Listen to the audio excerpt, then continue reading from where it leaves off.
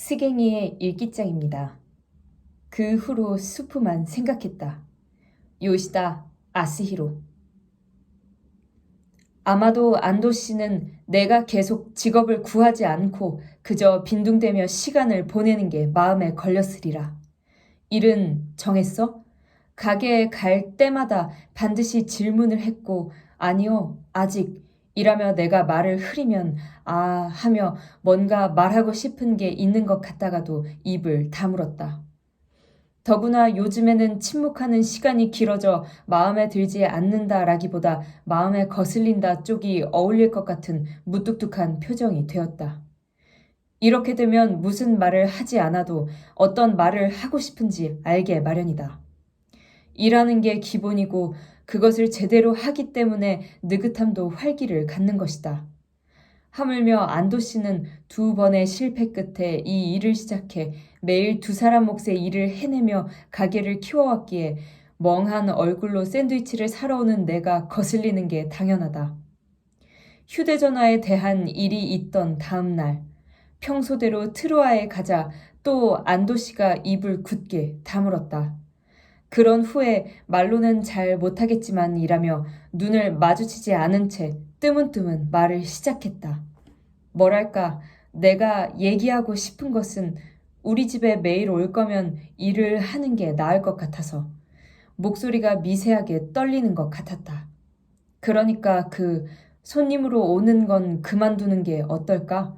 역시 그런 거였구나 하는 생각에 나도 모르게 등을 꼿꼿이 폈다. 아무래도 화가 났는지 얼굴이 벌겋게 물든 안도 씨는 어찌할 바 모르는 분노를 참기 어려운 듯 카운터 옆 모래시계를 뒤집었다. 이것은 달걀을 삶을 때 사용하는 건데 전에 그렇게 가르쳐줬다. 모래가 떨어지는 시간과 샌드위치 안에 들어갈 적당한 굵기의 달걀이 익는 시간이 딱 맞아떨어진다고 했다. 그게 몇 분인데요? 글쎄 정확한 것은 잘 모르겠지만 안도 씨는 정말 모르는 것 같았다. 그 몇 분인지 모르는 시간이 모래와 함께 천천히 떨어진다. 시간은 순식간에 흘러가 버리지. 안도 씨는 그렇게 말했다. 조용한 가게 안에 줄줄 모래 떨어지는 소리만 들렸다. 그날 밤 꿈에서 나는 거대한 모래시계 안에 갇혔다. 사막 같은 곳에 하반신이 묻힌 채 팔자 모양의 위쪽 유리 안에서 가까스로 버티는데 위에서부터 조금씩 모래와 함께 몸이 아래쪽 개미지옥으로 떨어지고 있었다. 살려달라고 소리를 질렀지만 목소리는 곧바로 모래에 흡수되어 사라진다. 시간은 순식간에 흘러가 버리지. 무슨 이유에서인지 둘째 누나가 유리 밖에서 이쪽을 들여다보고 있다. 그래서 내가 말했었잖아. 자세히 보니 다른 2 누나도 있다. 셋이서 하고 싶은 말들을 하며 서로 웃고 있다. 동생이 지금 당장 개미지옥에 삼켜질 처지인데 말이다. 그러니까 영화를 너무 많이 봤어. 그것도 옛날 영화만. 옛날에는 시간이 두터웠다는 둥 태평한 말만 늘어놓고 결국은 이렇게 시간에 먹혀버리네.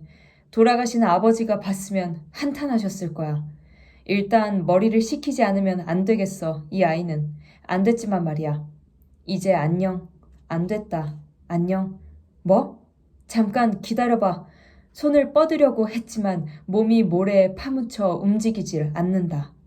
마침내 모래가 얼굴을 덮어 소리가 되지 못한 절규를 내지르는 순간 모래가 이불로 변했다. 담요가 다리에 엉켜 있었고 옆 교회의 종소리가 들렸다. 종소리와 동시에 휴대전화 벨소리도 울렸다.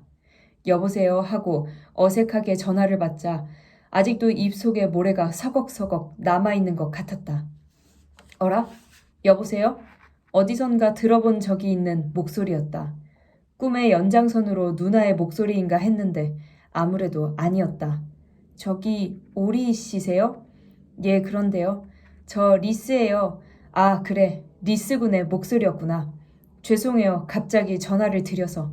만약 바라는 대로 휴대전화가 생기면 제일 먼저 내게 전화를 걸겠다고 해서 리스군에게 내 번호를 가르쳐 준 것이다. 드디어 설득하는 데 성공한 거야? 이야기를 들어보니 광고 문구 그대로 가족 할인 계약을 했다는데 믿을 수 없는 일은 안도 씨도 어제부터 휴대전화를 사용하기 시작했다는 것이다. 정말 아직 전혀 사용할 줄 모르는 것 같지만요. 도무지 상상이 가지 않았다.